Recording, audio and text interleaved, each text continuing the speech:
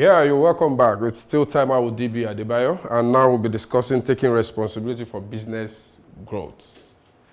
Taking responsibility for your business growth. You know, we're looking at business and career today, and we've had some gladiators in the house saying, oh, career, business, they are not the same, they are the same. Fine. It's one of the reasons why we're here, you know, to have these discussions, and I believe we are having fun as we learn. All right, so how do you take responsibility for your business growth? So we have these few points that we'll look at. Now, these points are not too different from the points you also have to look at when you're applying this to career. It's just that one is a subset of the other, and one is more of personalized, individualized, or something, if there is any word like that. So need assessment. You need to find out, you know, have that discussions around your present situation of be it your business or be it your career. You need to ask yourself questions. You need to do need assessment. You need to do need assessment. What I am doing, this business, do I have people that require this service I'm offering? If you are a pioneer in an industry, then you should know that you are a pioneer, and you should be ready to pay the price that pioneers pay. Because if you're a pioneer, it's not businesses that you find yourself as a pioneer that you make it fast. It takes time for people to get to know. Like today, happens to be the first time I got to know that we have a cervical cancer advocate in Nigeria. It might sound like, oh, you don't know what's going on. Oh, we have several advocates. Yes, but I'm just hearing that today. So if you're a pioneer and you're now likening yourself to other companies or bodies doing something like that for maybe polio that is popularly known, it's like sleep and death. So you need to ask yourself, is there a need for what I am selling? Is there a need for what I am selling? Is there a need for this business I'm into?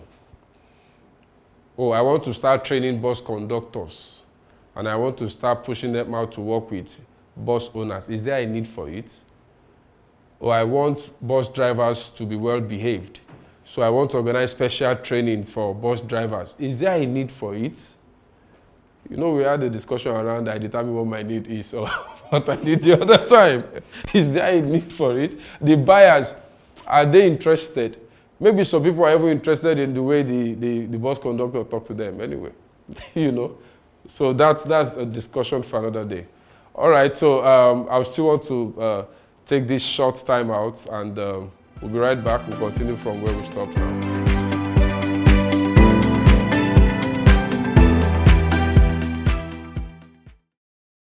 All right, so you're welcome back. Need assessment. Is there justification for, is there demand for what you're selling? Is there a need for it? If you can ascertain that, you're in good business. But then what state of maturity is that industry? What state of maturity is your own business? We are beginning to talk about situation assessment, which is the next point. Where are you now? Where are you now? It is when you look at that, you start asking yourself questions about SWOT. Your strengths, your weaknesses, you know, opportunities, and the threats. There are other kind of analysis you need to run. Competitive analysis. The people you are competing with, there is no business that is just owned by one person. You see other people doing the same thing. So you have to ask yourself, what am I doing and what are they doing? What do I need to do differently, you know, to better my lot? So besides SWOT, we all know about SWOT. You run your pest analysis and all of that. You're looking at what the political environment is saying. What is happening in Russia, Ukraine now is like a chorus, you know, across the world. Look at the effect of that on the price of crude within how many hours, the prices of gold, Bitcoin, and all of that. So if your business is such that is tied to that, and you're saying you don't need information about what is happening around the globe, you're on your own. you are on your own. So it is very important to run all of this analysis. Very, very important. By the time you do all of that, you're able to identify your strengths and you identify opportunities. Then you plan around taking these opportunities. You go back to your need assessment because this is not what you do one-off. Because what you are doing here is you are doing a review, kind of. You're already in business. And if you're not in business, the need assessment around what you want to do or the line you want to go into as a business will give insight to the fact that, yes, there is demand for this, there is no demand for this. And because you're just about starting, your SWOT analysis also will revolve around what you can do now, what you cannot do now. You know, which of the skills will it be for you to come in through? Which is it at a lower level, at a mid-level? You have to look at all of that. Then you come up with a plan. You come up with a plan. And don't forget, as you come up with a plan, you have to get it to the point of looking at budgetary requirements. I was discussing with someone, and he said that people look at capital as the major thing. That capital can come in from different sources. If your plan is watertight, if your idea has been tested and it's proven over time, capital can come in, from different. There are people that don't know where to invest their funds. Yes, there are people, they have funds. So they are looking for that right idea that they can invest into. I engaged the MD of one of the telecom companies just last week. And we were discussing, and he told me how he invested about 35 million naira to a movie. So you want to ask yourself the relationship between being the MD of a telecommunication company and investing 35 million into a movie. Now, the people that sold the idea of the movie to him would have done a very good job. They would have done their visibility that this movie, this is how this movie will come out, and if you position it this way, this is what you make. And the guy shared with me that they made just about 10 million in box office. So they didn't even break even from box office. But from content buyers now, with the negotiations they are having now, what they are expecting to get is mind-blowing. And we're talking of some years down the line, not the year they produced the movie. So capital is key, but your concept must be good, must be sound. You must be able to see clearly. When you are able to see clearly, the capital will show up. It will show up. It will show up. Okay, so, whatever we do here is time-based, so we have to pay attention to, okay, I think I already touched this. Yeah. So when we look at some of the things we have to focus on, apart from the need assessment, the planning, and all of that, you need to ask yourself questions in some other areas, especially if you're already running a business. The vision you're running with, your team members, can they interpret your vision to someone else? Can your team member interpret your vision without you being there? They say, okay, this is where this company is going. This is what we are doing. This is why we behave this way. Leadership. By the time you find yourself being able to achieve that, it means you can practically take yourself out of that business. That is if you already have the structure and all of the other things in place. Because it means that you now have disciples that can run with the vision. But then it means you would have been able to communicate the vision. So when it comes to management of resources, your record keeping, what was it like? When you have to make decisions tomorrow, you need what is called historical records. To look at what happened in time past, as to decide on what you want to do now. It's very, very important. You might say, oh, record keeping, paperwork is not my area. It's not your area, but you are running a business. And for the business to survive, you must do these things. Some of us would have been in business for years, and we control funds. Funds come in and they go out. But because we don't have records, when we need some certain things, we can't get those things. Because those that will give them to us will demand for records. They will demand for records. So that is the time the record we have to speak. And record keeping cannot jump on you in a magical way. If you cannot keep record personally, you won't be able to keep it corporately when you run a business. Don't forget, when you start your business as an entrepreneur, you are the first MD, you are the first cleaner, you are the first everything. It is as you get to grow it that you start bringing in people. So if you cannot keep your records at that point, it will be tough to keep your records when you have good results. So it's very, very important. Client satisfaction. If I want to define profit, I define profit as the leftover from the value I get from clients. The leftover, because part of the value I get from them, which is like fee that I charge, I would have used part of it to pay up my operational overhead.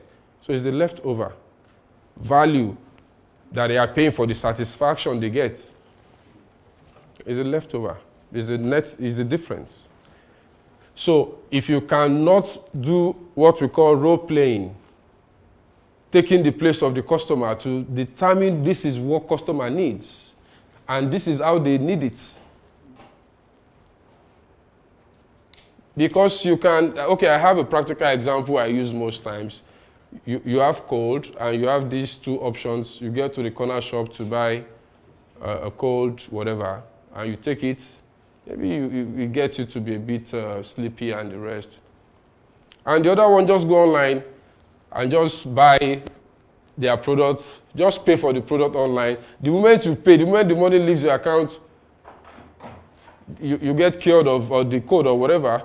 Which one would you prefer? You don't want to go to any corner shop to go and buy something that will make you feeling drowsy or something. You just sit before your laptop. So it's about solution. And we might be here thinking that, oh, that will never happen. You never can tell. You never can tell. With AI, with robotic science and all of that happening, you never can tell. You know? So you need to find out what the customer, what they need from you, and how they need it. Then you can start walking around satisfying them. So you pay attention to things called customer journey map. You know, customer journey map. Moment of truth around your process. Moment of truth is when your process is exposed to the customer. It could be your website, it could be your phone, a phone call, it could be anything. It could even be your customers talking to your messenger or talking to your gate man. At that point in time, the gate man is the ambassador of the organization. So it's very, very important. And when you come the way of operations, you can't satisfy customers without knowing how they want what you're giving them. That will have a great level of influence on how your operations will be planned. And that is why it's difficult to see two companies operating the same exact way, even if they are doing the same thing. You go to manufacturing companies, when you see this one applying Lean Six Sigma and blah, blah, blah, they are using the same machineries or equipment, but they are laid out or set up in different ways because they believe one can allow for a faster flow than the other. In as much as it won't go against the manufacturer's instruction. They try a whole lot of things to reduce defects, product defects. So you look at all of that, but then don't forget that you have done your role playing. You understand what your customer needs. and you understand how they need it. Because you are not your own customer, you are not selling to yourself. So you don't produce something that you will like. You produce what they will like, what they will enjoy. So these are points you have to pay attention to. Finance. Finance. One of us talked about paying salaries, blah, blah, blah. Well, when we talk finance, it's beyond salary anyway. But because salary is one major thing that stares the entrepreneur in the eyes, you know, as the staff is counting down to payday, the business owner is counting down to when he or she will be releasing funds. So when you run a business that you don't make money every day, your plan must be watertight. Even if you make the money every day.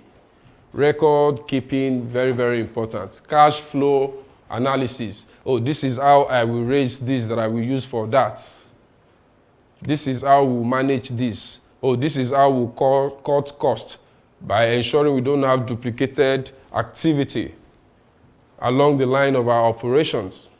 Very, very key areas. And sales. If you get it right from the viewpoint of you being sure of what the customer needs and being able to plan how to get it across to them the way they will need it, you would have achieved a whole lot of points when it comes to sales. An average entrepreneur is a salesperson. You can't go into business without being able to sell. As an entrepreneur, you must be able to sell. And interestingly, people buy for stupid reasons.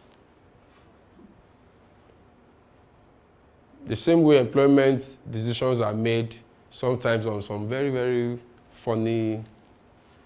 Some people, it's just some color put some people off. You're going for interview, you put 1978 jacket like insurance underwriter with I swear to God almighty shoe and all of that. And you get into the interview room and the interviewer is just like, oh my God. And the person might actually be the best when it comes to knowledge base. Some people they will say, I just like that guy. I like his sales approach. Even when they know that there is another product that probably the quality is better. They know that guy is a cool guy, he's a cool-headed guy. I just like his style. And that alone is helping him. Right? So these are some points I feel we have to look at. These are some points I feel we have to look at. And at this point, I want to also just pause here and get into the interactive session for this particular module, So we'll take a few questions, but then I still have a few points anyway, but I feel we should just run through this and take our questions. Make a responsibility list. Don't forget we are looking at steps.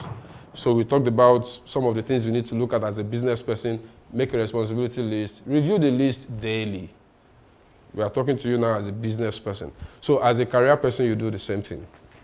Discuss your list. Discuss your list. Be it with your mentor, be with your team members, discuss your list. Celebrate and encourage yourself after updating your list, because you tick some things out as done. If there are not things that are routine, that will be resurfacing from time to time. And if they are routine, you should have a way of ensuring you place them back where they belong. So at this point, I want to pause and make it a bit more interactive. Thank you for your audience. Thank you for paying good attention. It's still Timeout with DB AADEBAYO. We'll be right back.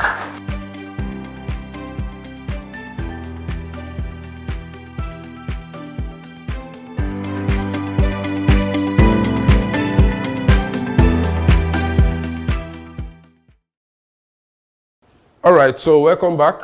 Question time. Let us make this a bit more interactive. I have a few questions here, the usual practice. So maybe you want to attempt any. Doctor, you've not said anything. Or physiotherapist, I mean. You're still a doctor, right? So you want to address any of this? The last one. How do I celebrate myself? Based on the outcomes of my commitment. You would like Faji, right? Based on my outcomes of my commitment to taking responsibility. So basically, number one, like I reflect. Okay, what did I do well?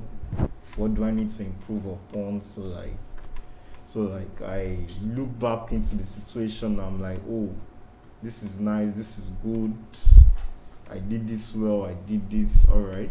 Then what is that thing on my to-buy list that I can get right now, like to celebrate myself that, okay, well, we've done well. So I look into it and maybe get it and also like basically that is how I So you take yourself out once in a while? Definitely, sir. All right, thank you for that. Can we give him a round of applause for that response? So who is going next? Who is going next? Okay. Yes, you have the floor. Okay, so I'm looking at, apart from complaining about situations, when last did you carry out a critical analysis of your situation with an action plan emerging at the end of the day? Personally, I don't even like complaining. So I'll look at when last I did that. It has to be in December. Okay. December 2021, before, of course, for the new year. I had to bring my team together. So I run a business of about a team of like 6 people. I had to bring the entire team together to discuss situations of the changes in the space where we operate. And we had to come up with some action plans, which is to look at how. So the key thing for the new year was the hows for the things we want to achieve, which is to grow our retainer portfolio. We kind of busy. We run a service business, and it's actually dependent on having retainer businesses. That's one of the strongest things in the industry where we work. That was one that we did, and the major source of concern, especially for people like us in the business of servicing, providing service, is staffing. The right people to work with. Now, how? And I'm going to throw this back as a question. Okay. Ironically, you talked about how recruitments are done in a funny way. I remember, when I had to recruit last year, I had 2 candidates that fit the request, fit the budgets, of course, and other areas. And I needed to settle for one. I went to their Instagram pages. They're both female. I had to go to their Instagram pages, their social media pages. I looked at what they've been doing online. And I realized that one had something special for Ankara. I'm hopelessly loving Ankara. You can see what I'm wearing. If I go meet President tomorrow in Ankara, I will wear. So I had to look at that because it means she is an easy target for me to align with the look and feel of the business. So that for me was one funny thing I had to do. So, but beyond making decisions like that, which of course has to do with branding and image and all, how do we deal with that issue of staffing? People who can really understand the vision, stay consistent, they can be self-starters. You don't want to employ and you're the one reminding your staff what to do. You want to be able to have a team that can make decisions. I want a business owner mentality in my business. I don't want a staff I have to tell what to do. I want a staff that tells me, Baba, we shouldn't do it this way. This is what to do. How do we really cross that hurdle? Okay. Staffing. It's a two-way thing. First, how clearly defined, are your job profiles? When you look at job profiles, you're asking questions beyond just the job descriptions, what the person will be doing. These points are very, very important points because what the person will be doing is a determinant of who the person should be. So when you're looking at skill sets required for a role, these skill sets are tied to the functional activities of the person you're looking for. No, it's beyond the look. It's beyond the look, and that is why you see HR experts will want to bring you in for a first phase, and you have different people on the panel. The people you have on the panel are different people. You have people from operations, they are looking out for their own. You have people from, depending on the opening. So if we look at ourselves sitting in as just, oh, I need that person, I know who I need, it's okay. It's okay, and sometimes we land ourselves in problems. In fact, you see some interview panels where you have, what do you call these people? Psychologists. They don't even ask questions most times. Theirs is just to observe and note points down. So sometimes the way we ask our questions also might not necessarily help matters. When you're asking, oh, have you had any leadership position before? And of course, everybody will tell you yes. But then, how do you coin the question in a way that the response you get from the person will expose that person's strength or weakness when it has to do with leadership? Or you're asking questions about teamwork. Sometimes you'll see some people, they'll tell you the fact that I prefer to work alone because I don't want anybody to slow me down. If the job is such that wouldn't allow you to work alone, no matter how good that guy is. Because sometimes, okay, you saw somebody having love or something for Ankara, that can be the beginning of a big problem. You understand? Because, well, thank God for you, that can be the beginning of a problem. Because yes, the Ankara thing is like a tie. And it is only God that will help you if that person is just the perfect fix for you. If the person is the wrong fix for you, that tie is still there and it will still tie you down. It will still hook you. You won't be able to make a decision when you have to. So, employment decisions are not built around sentiments, emotions. They are, straight to the point decisions which you have to be fair to yourselves. Anybody that you find yourself, you have to be fair to yourself. But you have to define a lot of things. You have to picture, okay, we talked about role playing. If you have your customer description, when you see one, you should know. So this employee that you are looking for is a customer, is an internal customer too. So if that description is clear enough, when you see one, you should know. But most importantly, recruitment discussions are not discussions for one person alone. You have different experts playing their own parts and trying to also look at it from different angles, right? So that is my response to that. I hope I've been able to do justice to that question. Oh, a bit. Okay, so you see me after the service, like I said, the pastors will say, even if I'm not one. All right. When we started the awareness campaign, the cancer awareness campaign, we made polos, went to Yaba markets, shared polos, and initially it was about the paparazzi and the fun of being on social media with the team. So we wrote a magazine, I have it here, featured the Lagos State First Lady, sent her a copy, and she invited us. And so I made an announcement on the group, a WhatsApp group of over 100 women, that the Lagos State First Lady have invited us and we need to go as a team. That if you are interested and you can speak up what the NGO is all about without me being the one answering all the questions, please chat me up. 2 days, no response. So I became jittery. I now told my husband that there is a problem because the woman was really looking forward to meeting us. So my husband said, how many people on that group have done breast and cervical screening?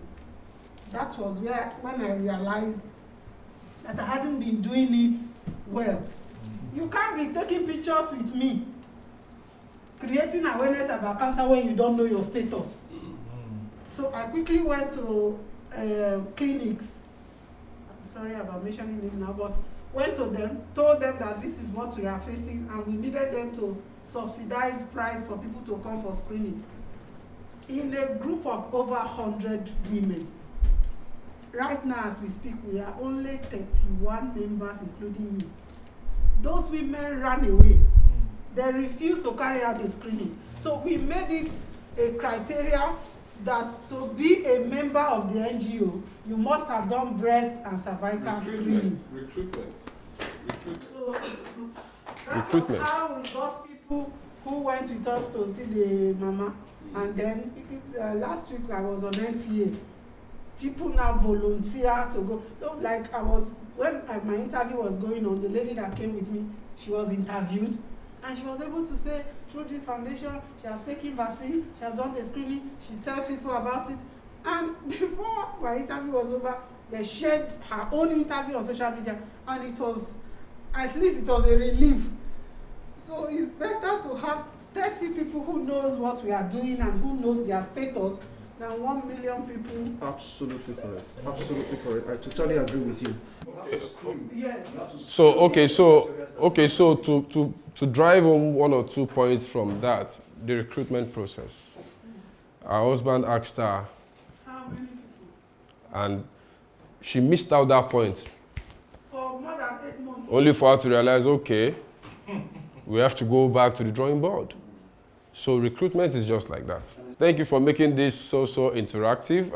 I think you should just give yourself a round of applause as we bring this session to an end.